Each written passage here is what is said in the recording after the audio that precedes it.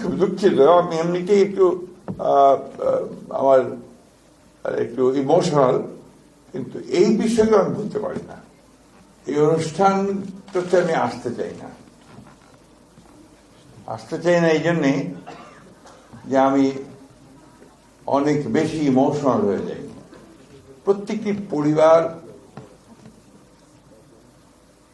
অনেক কষ্ট করছে এখনো, তাদের ছেলে মেয়েদের ভবিষ্যৎ অনিশ্চিত। আমরা বিভিন্ন জায়গায় বিভিন্ন ভাতা দিচ্ছি, অথচ এই পরিবারগুলোকে, তাদের সন্তানগুলোকে মানুষ করবার জন্য, বেঁচে থাকবার জন্য, ভালোভাবে একটু জীবন যাপন করবার জন্য আমরা এখন পর্যন্ত কিন্তু কোনো উদ্যোগ গ্রহণ করিনি।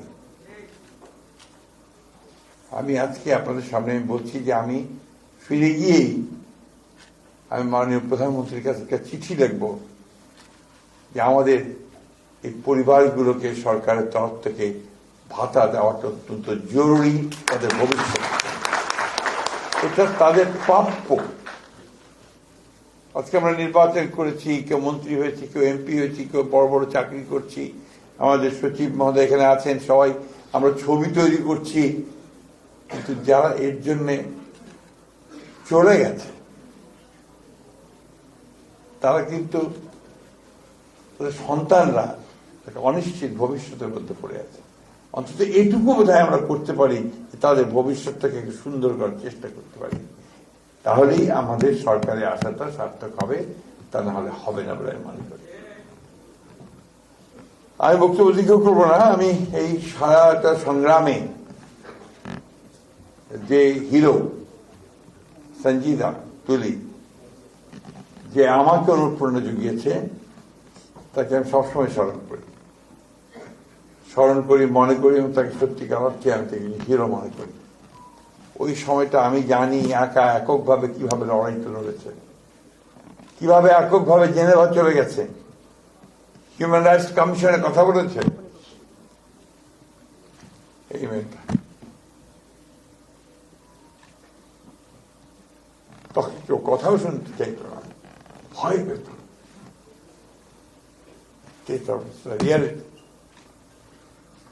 যাই হোক, আমি ভারাক্রান্ত করতে চাই না। একটা ছবি নির্মাণ করার উদ্যোগ নেওয়া হয়েছে, অত্যন্ত আনন্দের কথা, ভালো কথা।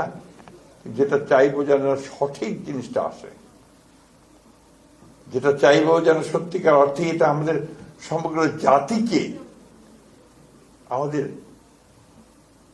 সেই ইতিহাসটা, যেটার জন্য আজকে আমরা মুক্ত হয়েছি, কথা বলতে পারছি, গণতান্ত্রিক একটা পরিস্থিতি পেয়েছি, সেটা যেন সেখানে প্রতিফলিত হয়। আমাদের দুর্ভাগ্য যে আমাদের অনেকগুলো জাতীয় সংগ্রাম হয়েছে, লড়াই হয়েছে, যুদ্ধ হয়েছে। তা আমার কাছে মনে হয়েছে যে 52 ভাষা আন্দোলন ছাড়া আর কখনো খুব বেশি উচ্চমানের সাহিত্য বা কবিতা সেরকম খুব একটা আসেনি আমার কাছে মনে হয়েছে। আমি জানি না শহীদ ভাই কি মনে করবেন, আমি সেভাবে আসেনি।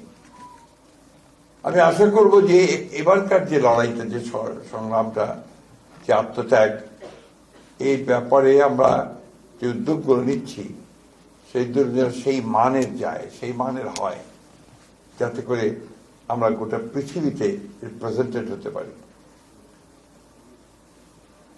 আমাদের মায়ের ডাকের যারা বাচ্চারা আছে, অনেক বড় হয়ে গেছে। আমি ছোট্ট ছোট্ট দেখেছি, ছোটটা যখন আপনার এখানে দাঁড়িয়ে থাকতো, বিশ্রাম পেত না, চেয়ারের উপর দাঁড় করিয়ে দিতাম আমরা, ওখান থেকে সে বলতো আমি আমার বাবার হাত ধরেই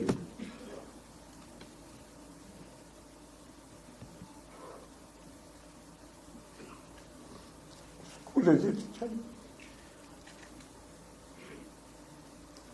আমি খুব দুঃখিত, আমি এমনিতেই একটু আমার একটু ইমোশনাল, কিন্তু এই বিষয়ে আমি বলতে পারি না।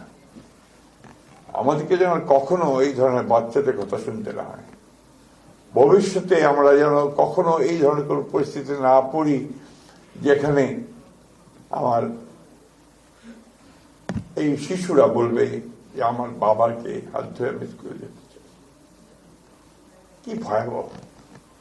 সবচেয়ে খারাপ লাগে কোথায় জানেন, যে আজকে সেই ফ্যাসিস্ট মহিলা বিদেশে বসে এতটুকু অনুশোচনা নেই, সমানে বাংলাদেশকে আরো স্থিতিশীল করার চেষ্টা করছেন, যেটাকে আমি মনে করি যে একটা ক্রিমিনাল অফেন্স, যেটা মানবতার বিরুদ্ধে একটা অফেন্স। এই জিনিসগুলো থেকে যেন আমরা বেরিয়ে আসতে পারি, আমরা যেন বারবার মনে করি আমরা আমাদের পেছনে এই ঘটনাগুলো ছিল। যখন বসে আছেন আমার বোন, আমার তুলির মা, ইমনের মা, সুমনের মা, অসংখ্য যে সব বসে আছে এখানে। বংশালের একটা ফ্যামিলি ছিল, আমার নামটা ভুলে গেছে, বংশালে আমি গিয়েছিলাম, বাবা মারা গেছে তখন, ছোট্ট বাচ্চা। এই পরিবারগুলো কিন্তু অত্যন্ত কষ্ট করেছে, কষ্ট করছে এখন। তাই আমার মনে হয় যে আমাদের ফোকাসটা এখন হওয়া উচিত, আগে পরিবারগুলোকে বাঁচাতে হবে, তাদের সন্তানদেরকে শিক্ষিত করতে হবে, তাদেরকে উপযোগী করে তুলতে হবে। এই বিষয়টা যেন আমরা সবাই খেয়াল রাখি। আমি অনুরোধ করব যে তুলি বিষয়টা নিয়েও কথা বলবে, আমরা বলছি, আমি বললাম যে আমি আজকে গিয়ে চিঠি লিখব, এবং আশা করি আমাদের মাননীয় প্রধানমন্ত্রী, যিনি আমাদের এই আন্দোলন সংগ্রামের আরেকজন প্রতীক, তিনি এই বিষয়টাকে গুরুত্ব সহকারে দেখবেন। আপনাদের সকলকে ধন্যবাদ, যারা এই ছবিটা নির্মাণ করার উদ্যোগ নিয়েছেন তাদেরকে ধন্যবাদ, আর তুলিকে ধন্যবাদ যে তুলি সমস্ত কিছু চ্যালেঞ্জ মোকাবেলা করে।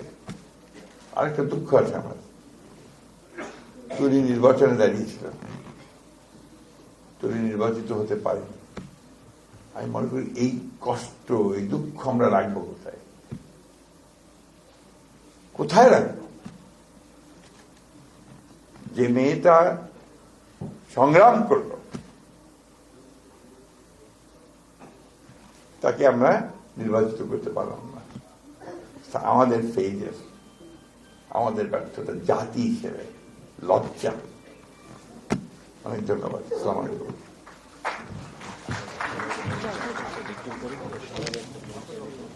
ধন্যবাদ মাননীয় মন্ত্রী মির্জা ফখরুল ইসলাম স্যার। এ পর্যায়ে আমাদের অনুষ্ঠান আমি শেষ পর্যায়ে চলে এসেছি। সমাপনী বক্তব্য দেওয়ার জন্য আহ্বান করছি। ধন্যবাদ সবাইকে, আমাদের মাননীয় প্রধান অতিথি, আমাদের সকল বিশেষ অতিথি, আমাদের সচিব সহ সকল আমাদের প্রতিমন্ত্রী এবং এমপি মহোদয় সকলকে। আমি আমাদের সকল পরিবারদেরকে একটু অনুরোধ করব আমাদের পেছনে এসে দাঁড়ানোর জন্য। মায়ের ডাকের যারা সদস্য এখানে এসছে খুব কম, ঢাকায় যারা আছেন, আমরা সারা বাংলাদেশে সকল বিভাগে আমাদের সকল পরিবাররা একটু পেছনে এসে দাঁড়াবেন, আমরা একটা স্মৃতি রাখবো আমাদের জন্য। আর আমি অনুরোধ করব আমাদের লাবিব ভাই, যিনি নির্মাণ করছেন চলচ্চিত্র, সামনে আসবেন। লাবিব ভাই, হিমু ভাই সামনে আসবেন। আপনাদেরকে এবং ফিল্ম আর্কাইভকে, চলচ্চিত্র নির্মাণ বোর্ডকে, সকলকে, যে এই চলচ্চিত্রটাকে আমাদের সকলের পক্ষ থেকে বারবার আমরা যেটা বলেছি, আমাদের সব সত্যগুলোকে আমরা সামনে আনতে চাই, এটাও আমাদের একটা আন্দোলন। এবং আমি বিশ্বাস করি আমার এই ভাইরা আমাদের জন্য সেই কাজটা ইনশাল্লাহ করবেন। ইনশাল্লাহ আমরা সবাই একসাথে আমাদের এই স্মৃতিগুলোকে, আমাদের এই রেজিস্ট্যান্স থেকে যে রিভলিউশন হয়েছে, এই স্মৃতিকে আমরা ইনশাল্লাহ ধরে রাখবো। সামনে বসে যাও, তোমরা বসে যাও নিচে, বাবা হাঁটু গেড়ে বসে যাও। হ্যাঁ হ্যাঁ, সামনে ক্ল্যাপবোর্ডটা সহ আমাদের নির্মাতারা সামনে চলে আসো। বসে যাও বাবা, বসে যাও, সবাই বসে যাও বাবা। ছোটরা, ভাবিরা এদিকে চলে আসো, সামনে চলে আসো যারা। হ্যাঁ,